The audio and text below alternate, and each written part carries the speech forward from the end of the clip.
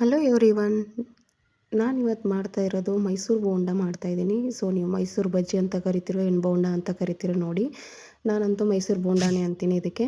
So ಗರಿಯಾಗಿ Mysuru bonda ಯಾವ ರೀತಿ ಮಾಡೋದು ಅಂತ ತೋರಿಸ್ಕೊಡ್ತಾ ಇದ್ದೀನಿ. ಸೊ ಬನ್ನಿ, ಆಗಿದ್ರೆ ಏನೇನು ಸಾಮಗ್ರಿಗಳು ಬೇಕು ನೋಡ್ಕೊಂಬರೋಣ. ಸೊ ನಾನಿಲ್ಲಿ ಹಸಿ ತೆಂಗಿನ ತುರಿನ ಇಟ್ಟು ಚೆಂದಾಗಿ ಕಟ್ ಮಾಡ್ಕೊಂಡಿದ್ದೀನಿ.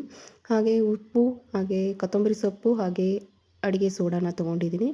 ಹಸಿ ಮೆಣಸಿನ್ಕಾಯಿ ಪೇಸ್ಟನ್ನು ಮಾಡಿಕೊಂಡು ಮೊದಲೇ ಎತ್ತಿಟ್ಕೊಂಡು ತೊಗೊಂಡಿದ್ದೀನಿ. ನೀವು ಬೇಕಿದ್ರೆ ಚಾಕ್ ಮಾಡಿಕೊಂಡು ಹಾಕೋಬೋದು.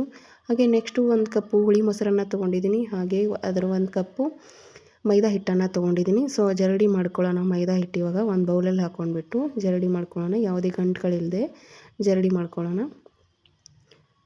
ಒಂದು ಕಪ್ ಅಂದರೆ ಈ ಅಳತೆಯಲ್ಲಿ ನಾನು 1 ಕಪ್ಪು ಮೈದಾ ಹಿಟ್ಟನ್ನು ತೊಗೊಂಡಿದ್ದೀನಿ. ನಿಮ್ಗೆ ಯಾವ ಕಪ್ಪಲ್ಲಿ ಅಳತೆಯಲ್ಲಿ ಕರೆಕ್ಟಾಗಿ ಮೈದಾ ಹಿಟ್ಟನ್ನು ತೊಗೊಂಡಿರ್ತೀರೋ ಅದರ ಕಪ್ಪಿದಿಂದ 1 ಕಪ್ಪು ಹುಳಿ ಮೊಸರನ್ನು ತೊಗೊಳ್ಳಿ. ಸೊ ಹುಳಿ ಮೊಸರು ಇದೆ ಏನಕ್ಕೆ ತೊಗೋಬೇಕಂದ್ರೆ ಕ್ರಿಸ್ಪಿನೆಸ್ ಬರುತ್ತೆ, ಬೋಂಡ ಅಂತಲೇ ಹೇಳ್ಬೋದು. ಸೊ ಹೋಟೆಲಲ್ಲಿ ಮಾಡ್ತಾರಲ್ಲ ಆ ಥರನೇ ತುಂಬ ಚೆನ್ನಾಗಿ ಬರುತ್ತೆ.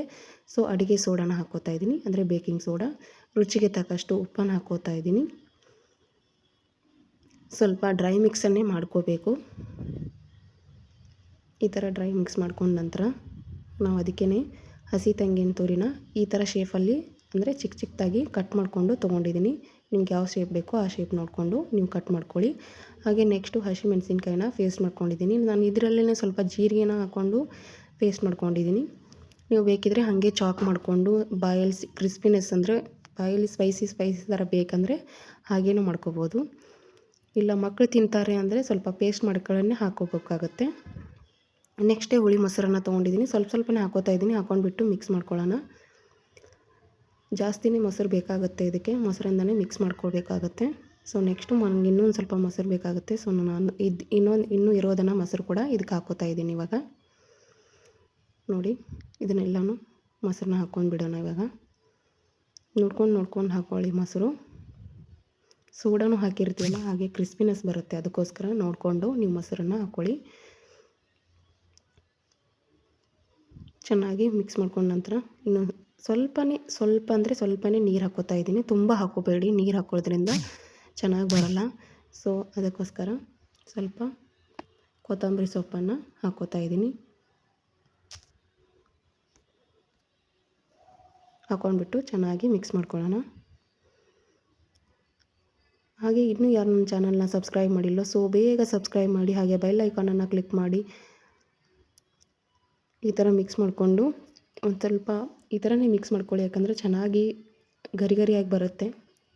ನೆಕ್ಸ್ಟು ಸ್ವಲ್ಪ ಸಕ್ಕರೆನ ಹಾಕೋತಾ ಇದ್ದೀನಿ. ಸಕ್ಕರೆ ಏನಕ್ಕೋಸ್ಕರ ಹಾಕೋತಾ ಇದ್ದೀನಿ ಅಂದರೆ, ನೀವು ಬೋಂಡ ಕಲರು ಕೆಂಪಗಾಗಿ ಬರುತ್ತೆ. ಸೊ ಅದಕ್ಕೋಸ್ಕರ ನಾನು ಸಕ್ಕರೆನ ಯೂಸ್ ಮಾಡ್ತಾಯಿದ್ದೀನಿ. ಸೊ ಸ್ವೀಟಾಗಿ ಸ್ವಲ್ಪ ಬರಲಿ ಅಂತ ಮಾಡ್ತಾ ಇರೋದು.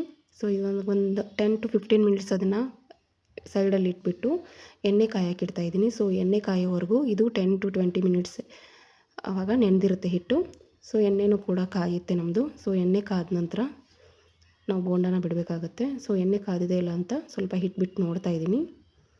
ಸೊ ಎಣ್ಣೆ ಫುಲ್ ಕಾದಿದೆ.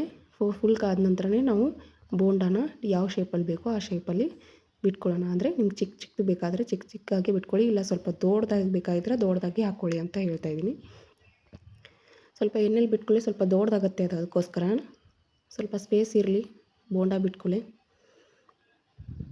ನೋಡಿ ಈ ಥರ ಆಗುತ್ತೆ.